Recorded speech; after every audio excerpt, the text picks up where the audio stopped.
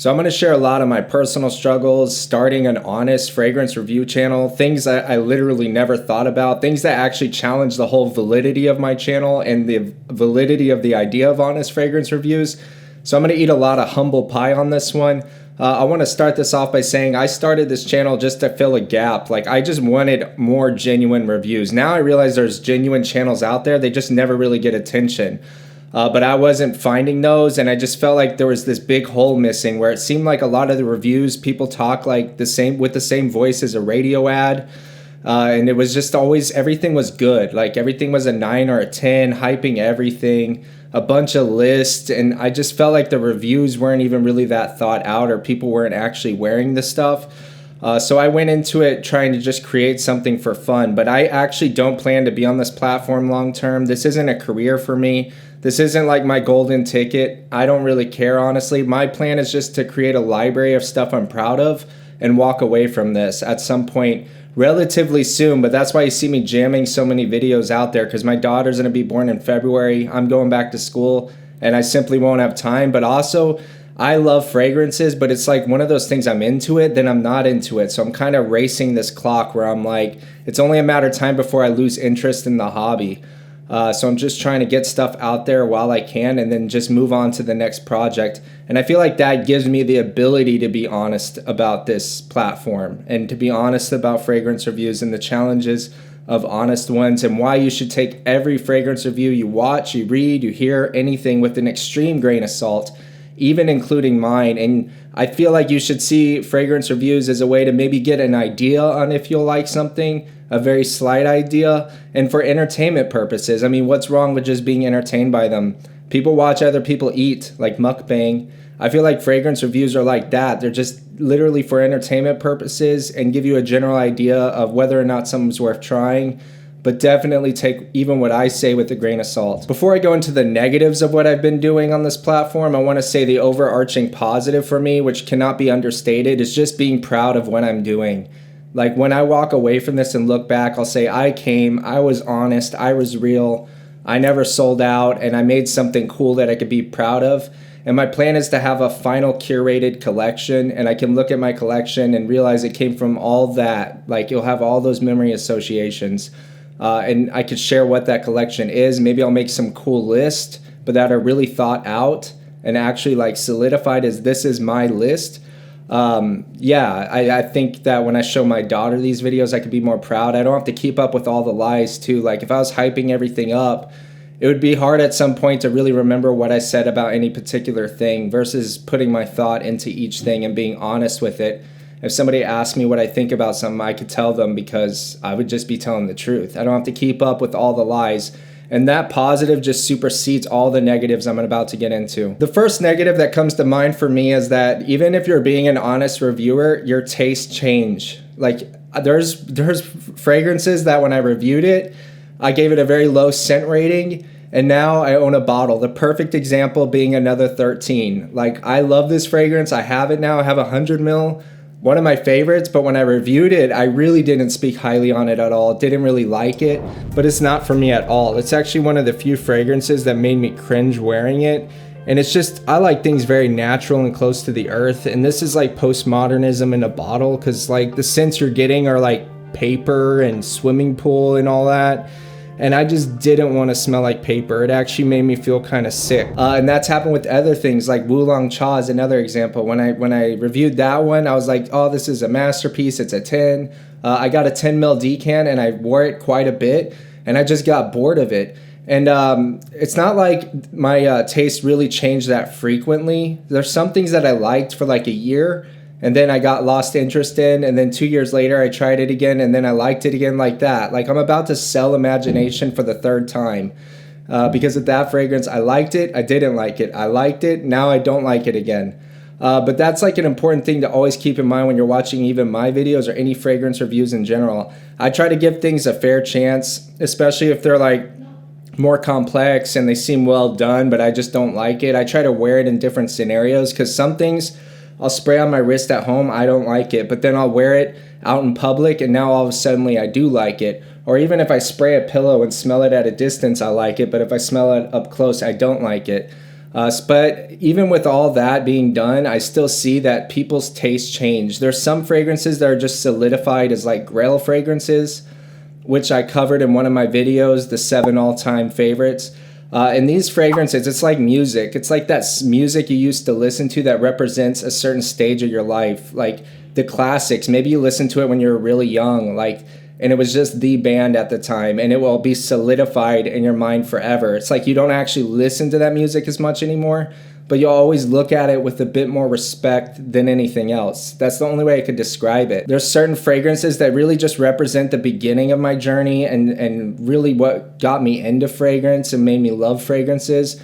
And even though they're not as exciting as something new, they have this solidified status in my mind that I'll never change my opinion on them. And there's some fragrances that just turn me off. Like, I can't do it. And I know my opinion on them will not change, but both of those extremes are really rare. Most things are kind of in this gray area where I could learn to like it or lose interest in it, and the frequency just depends. So a fragrance review is just really a clip of what that person felt at that specific time. It doesn't represent how they'll feel years from now. It doesn't really, like, I don't know. It's like that. It just fluctuates. And I realize now, even though you're being honest, take my reviews with a grain of salt there for sure. The next thing is subjectivity is just so extreme with fragrance. It's absolutely bizarre. Like, I've learned to respect that. I've been showing fragrances to people in my personal life and just seeing how people react so differently to them. There's even people that don't pick up certain notes that others do.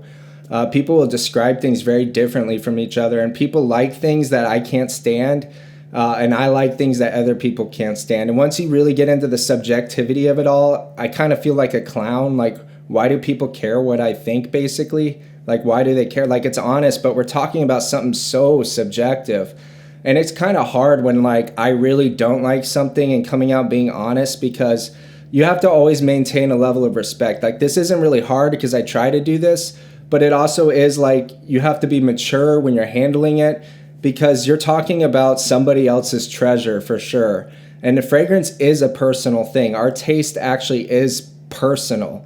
I don't think anybody should take anything too personally where you're feeling the need to defend or attack or whatever. But at the same time, it's very understandable why people would take fragrance personally, because it's your taste. And your taste represents so many things about you, like your cultural bringing up, your environment, your genetics. Your taste is something you're proud of. Like, I started developing my taste when I was like 13 years old and getting into certain types of music and how I dress and how I relate to the world. And fragrance is part of that. So when I really don't like something, part of the difficulty in being honest is just honestly, I don't want to put down somebody else's treasure, you know, because it's almost like if I put it down and I say it's trash, I'm putting them down. So it's not really too hard for me to maintain a level of respect, but there is a filter here. Like, there is a filter. Like, if I show a fragrance to a coworker and I really don't like it and he doesn't really like it either, it lets this barrier down where I could say, oh man, it's trash, and kind of have like a locker room talk situation. But if he ends up liking it, I might let him down more gently, so to speak, and try to maintain that level of respect. Now this, I guess what I'm getting at is that can be a bit of a challenge when I really feel negative about a fragrance. Like, that's when it becomes real, because for me it's a 1 and I want to like bash it so hard, but at the same time I have to step back and say, hey, this is someone else's 10, you know, it's important to have a level of respect, and it is somewhat difficult to do that at times. Another negative is that I have to wear new things all the time. So even if a fragrance reviewer is honest, look at how many videos they're producing, look at how much stuff they're actually wearing, and do they represent a normal person? Like, I've worn a new fragrance every day for like 30 days, or every other day I'm wearing something new, constantly wearing something new. That's not normal human behavior. So it makes it where the ability to relate to that person can kind of get skewed if you really think about it, because that's going to jack up my frame of reference. There's times where I just wear something new so often, I forget what a 10 is. I forget what the classics are. So I start rating things higher than what they should be. Or from wearing things every often, nothing's really exciting. I start getting bored with the whole process of trying something new. So then my whole attitude towards every fragrance I try becomes very pessimistic. And I start thinking like everything's basic almost, when in reality, I'm just jacked up in the head from trying new things. That's why I have to take breaks sometimes. But even with those breaks, you have to understand, take my reviews with a grain of salt, because I'm not doing a normal practice here. It's not normal. It's not sane to try this many perfumes. I enjoy it and I'm trying to get this project out there, but it's just not realistic. It's not grounded. Also, from wearing new things all the time, there's brands that I start not liking a lot from, like Raja or Initio, and I have this brand bias that kind of kicks in. That's a difficult thing because I'll try, like I tried Absolute Aphrodisiac and I actually really liked it, but I had this brand bias holding me back from being as objective as I can. But when you're trying new things all the time, you can develop a pessimistic view towards a brand. And then when you find something actually good, it's like, it's harder to like it. It's weird. I call it brand bias, but there's definitely biases that start kicking in my mind. And ultimately, I got into this hobby because of the 10s. And sometimes I just simply miss wearing those. I'm like looking at my bottles like, damn, you know, because I'm going through these samples and it's like you just try something new every day, or not even every day. Sometimes I wear things 2-3 days in a row, but it's still new things. It's always wearing something new. And it's just missing the old school tried and true greats and looking at the bottles like, damn, like I legit miss you. So I have to take breaks because what got me to start this channel was obviously some level of passion, and I can forget that passion really quick if I get too detached from the fragrances that ignited that passion in the first place. So that's a very real challenge I go through. I get like sick of wearing something new and I don't even want to at times. And that whole attitude going into it creates a negative framework around it. And I could end up saying it's a 6 when in reality I'm just exhausted. Another reality is that people want to be sold things on YouTube. I feel like there are some people, of course, that want honest reviews, but I feel like also it's just nobody wants to say I want fake reviews, just like nobody wants to say I actually like watching negative news. Everybody says I want to watch positive news because that seems like the right thing, just like real reviews. But the reality is people actually want to be sold online. Like that's a big, maybe it's not a conscious ambition, but it's an unconscious ambition when people are watching fragrance reviews on YouTube. And so when I jump in the gate and I rate a fragrance a 4 on scent alone, and my wife gives it a 3, people like disengage. The average view duration goes down. If it's a hyped fragrance that a lot of people like, then it gets a lot of dislikes. People even unsubscribe or leave the channel because ultimately I think hearing that a fragrance is a 10 is a lot better. Having something be hyped is more engaging. This is just like a thing I've noticed with the analytics on my end. It doesn't really influence me. I don't really care. Like I'm here to create honest content. I'm not here to create a successful YouTube channel or become like the next YouTuber, Kabillion, awesome guy. I don't give a crap about that. But it is something that you realize that a lot of people will say these people that are dishonest are bought out, but there's actually, I feel, more to the story than that. Like it's very hard to come out on a popular fragrance on Triumph of Bacchus if you don't like it. And you can really alienate a lot of people and really hurt your metrics by being honest there. I think that sometimes these influencers' behavior is actually a reflection of the viewer behavior to some extent. Not to blame anyone, but when you have all that pressure on you, your viewers really wanting you to hype things, and that's what builds you up, and you have these brands paying you, it's understandable. Like I have no moral judgment against people who are dishonest on YouTube, and I honestly don't even really care. I'm not like passionate like that. I don't really care. Like I made my video talking about that, and I think people thought I was like butthurt or something. But at the end of the day, I don't really care. I was just sharing why I don't watch it because I started to realize that's what it is. But at the same time, I cast no moral judgment on them. And honestly, I think a lot of people who can make a lot of money doing what they're doing would do it. And yeah, it makes perfect sense. I'm not morally superior to them. I think I could see myself doing it. If somebody said, hey, we'll pay you 10 grand a week or a month or whatever to be dishonest about perfumes on the internet and you'll be really popular, I don't know. I can't say I wouldn't buy into that, but that's like not why I started this channel. I didn't want to do that, but it's not from a sense of moral superiority. It's much more like an artist who's been doing this video production and creating platforms and just seeing this as a form of art. That's why I started it. But if I was really coming in this for the check, that would be like obviously what I would go for. There's also a thing of like new releases and it sucks to drag them. Like Torino 24 came out and I don't even want to review it, man. Because like what if I don't like it? And it's just like, man, I don't want to be a dick. Like, I don't want like Zerjoff to be like, this motherfucker, like he's coming out off the gate, giving people a bad impression of this, saying it's a 5 or whatever. Like, they put all this money into marketing, branding, taking a creative risk, and then here I am, the asshole who's out saying this crap sucks, like when it came out a week ago. I just don't want to be that guy. And like, I won't be that guy. That's why I deleted my Creed Centaurus video. But then I remade it after more people got a chance to try it out. You know what I mean? And I didn't put like these negative images in people's heads before they even got the chance to try it. Because so much of fragrance is perception. Objectively, it's just scented water for real. Everything else happens in the mind. This whole idea of better is crazy. Like, this is all like you in your head. So if I put these negative images in someone's head before they even get to try something, it could influence it. Like, it could influence them giving it a chance or not. And I just don't want to be that guy. Like, hell no. These brands could also take action. That's a very real thing with this channel. Honestly, like, I would see it as a slap lawsuit or whatever they call it. Like, I would just ignore it. If I even got a cease and desist letter, I'd probably use it as toilet paper, because I guard myself. But you have to be guarded when you're honest, because when you say something's not that good and a brand wants it taken down, they potentially could get it taken down or at least make a big fuss about it. So on more sensitive brands, I'm very careful not to use any of their logos. Very, very careful to avoid any branding, any visuals of the sample, anything. You know what I mean? But that's a very real challenge that an honest reviewer faces. It's like, if you're smart enough, you'll know that ahead of time and plan for it accordingly. The benefits are things I've gotten from the process that I've gained that I feel like are valuable to me. One of the benefits is just perspective of, it's easier to just be happy with what you have. There was a phase in my fragrance journey where I was always looking for the next best thing. And I realized I was like plugged into some marketing tactic where it's like there's always something better. And now that I've tried so many fragrances, I realized that that was all a myth, man. It would have been so much easier and cheaper to just learn to be happy with what I have. And honestly, those originals are the ones that are so solidified, like Green Irish Tweed. I could have just kept wearing that. I didn't have to do all this.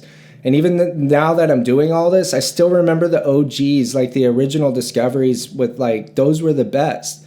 So like that perspective is like, I don't know. If somebody asks my overall opinion, I feel like I'm coming from a place of experience when I tell them it's so much easier to learn to be happy with what you have. If you like trying new things to try new things and that's the hobby, then that's great. Like, I totally understand that and get that. But if you're trying new things and watching these videos with the idea you're going to find something better than what you already have, my personal advice is that can be an endless pursuit that never goes anywhere. And I feel like these brands and people that are selling you stuff want you to believe something is better than what you have just so you'll buy it. Like, it's all marketing at the end of the day. But practicing gratitude and just being grateful and loving what you have, even if you start losing interest in a fragrance, if you keep wearing it for years, it's going to remind you of memories. You're going to feel more attached to it versus this whole expensive, big process of trying new. I'm bored of it, new.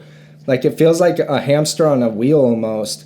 So that perspective has kind of gotten me down to where I understand once I have my curated final collection, it's over. Like, even if I get bored of something, I'm done with it. Like, there's no reason to always try to find the best thing. And best is such a loaded term when it comes to this type of thing, because it's art at the end of the day, at least to me. Another benefit is like the ability to appreciate fragrances. I was thinking yesterday, I was like, man, I like almost everything, but it really isn't like that. There's some things I know I would have been repulsed by in the beginning, but my ability to appreciate things has just gotten so much bigger. I can appreciate almost anything. Maybe it's not a 10 or an 8, but I can at least give it a 6. Like, I can appreciate so much more than I could in the beginning just from how much I've tried. And I also understand there's fragrances that I experience more internally and there's ones externally. So like an internal fragrance would be like Amouage Silver Oud. I don't feel confident wearing it. I don't want to go out in public really wearing like that. I don't think it smells bad. It's kind of like an out of place thing for me. And I understand a lot of people will disagree on this. This is just how I personally feel. To me, it just feeds my soul. And that's like this whole artistic niche, Orto Parisi, Amouage. These are fragrances that feed my soul. Like, I experience them internally. I love animalics and leathers and smoky scents. But it's like, I don't really want to smell like that. You know what I mean? I don't really want all that abstract stuff. And then there's things I experience more externally. This is like your imagination, even your Sauvage or your classic fragrance is Dior Home Intense, things that I want to smell like this to the world. And when I spray them on and I go to work, I feel like, dude, I'm giving off like the best smell ever. And that just builds up this confidence. So I experience these two things in different ways. And I see that there's also a middle ground, which is my favorite, where it kind of has elements of both. Like it's in this really good balance of being creative, but also has a it smells good component. That's where I place, people are going to disagree again, I place like houses like Creed, Parfums de Marly, and that's why I feel like I have an affinity towards them. But I feel like I can understand like how to review a fragrance that's super creative, and I might give it a 9, but somebody who really wants perfumes externally would probably give it a 0. So examples would be like Silver Oud or King Blue, or a lot of the Amouages, or Koyam, even Squid. Like I really love those internally. But I feel like, even though I'd give them a 9, somebody who's really into the more designer, more just mass appealing sense would probably give them very low scores. But I feel like this whole journey and trying so many things has just broadened my perspective and maybe able to communicate better and understand where I sit and what I like. That to me is the skill of appreciation. And I think it's a skill, and I really enjoy that part of it. I enjoy like really not liking a fragrance, but keep giving it multiple chances until I learn to at least appreciate it. And I appreciate pretty much everything I've tried, even if I don't really like it. So when I give something a scent rating, I'm sharing how much I like it, but everything I really appreciate. It's pretty rare that I spray something and don't appreciate it at all, and usually it's because it's a copy of something else. So that's my ramble of the day. Just felt like getting this off my chest. I felt like it would be an interesting topic, and I'm curious what y'all's opinions of this are, because I think it represents a lot of the fragrance journey, and people may relate to some of this content or not relate to some of it. Regardless, your opinion is just as valid as mine. Feel free to comment with those, subscribe for future content, and I'll see you in the next one. Peace out.